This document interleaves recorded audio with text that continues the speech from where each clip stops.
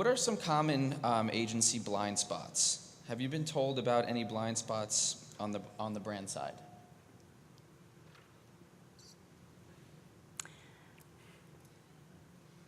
You know, I think a blind spot for us is social media. Okay. We utilize social media. We're still experimenting with it.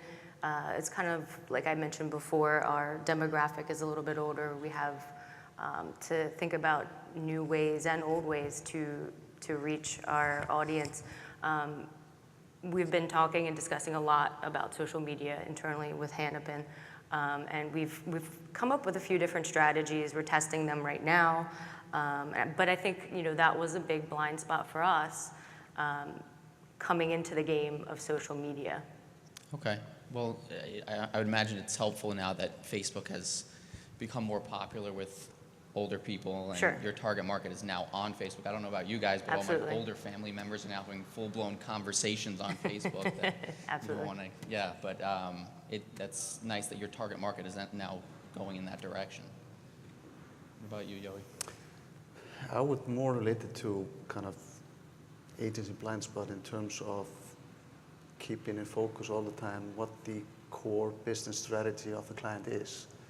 And for us as a Icelandic airline, flying from 16 gateways to Iceland and beyond to close to 30 destinations in Europe, you could easily think that Iceland is our biggest focus, when in truth it's not actually. It's about 20 to 30% of our business is Iceland.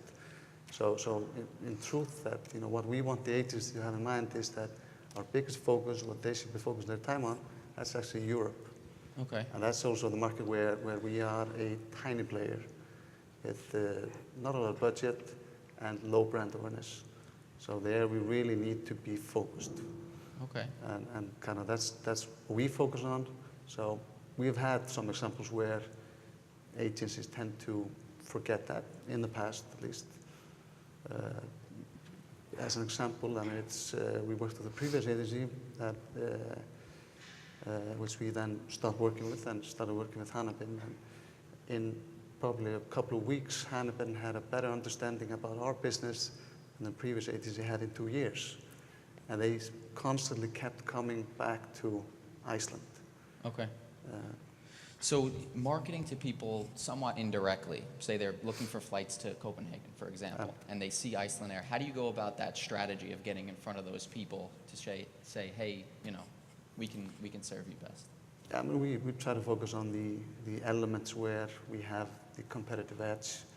Of course, I mean, you know, 80% of the decision-making choices is due to price, but try to highlight, and that goes from gateway to destination, what we can actually focus on. So, for example, with Copenhagen, we know that from most of our gateways we have the fastest travel time, and we know that's highly important. So that's kind of how we tailor the messaging.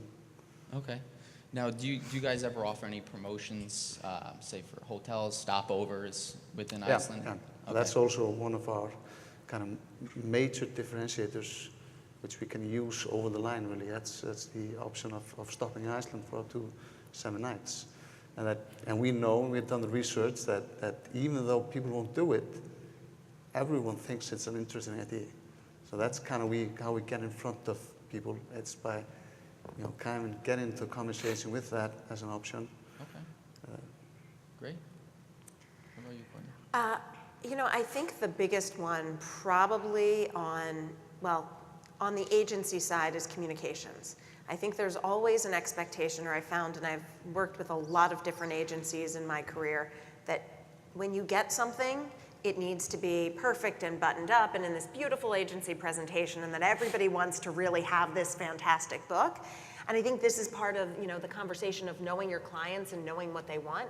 I would much rather have speed of information and have somebody send me an Excel spreadsheet than a beautiful PowerPoint presentation that I know that, you know, if I only have a couple of people on my account, that they spent 40% of their time that month working on presentations to communicate ideas.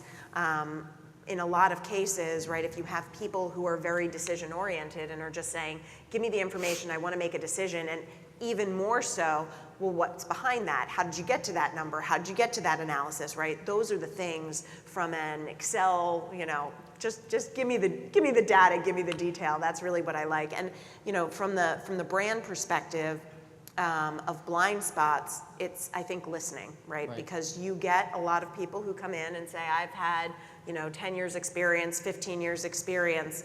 That's fantastic, but to go back to, well, the right-hand rail dropped off.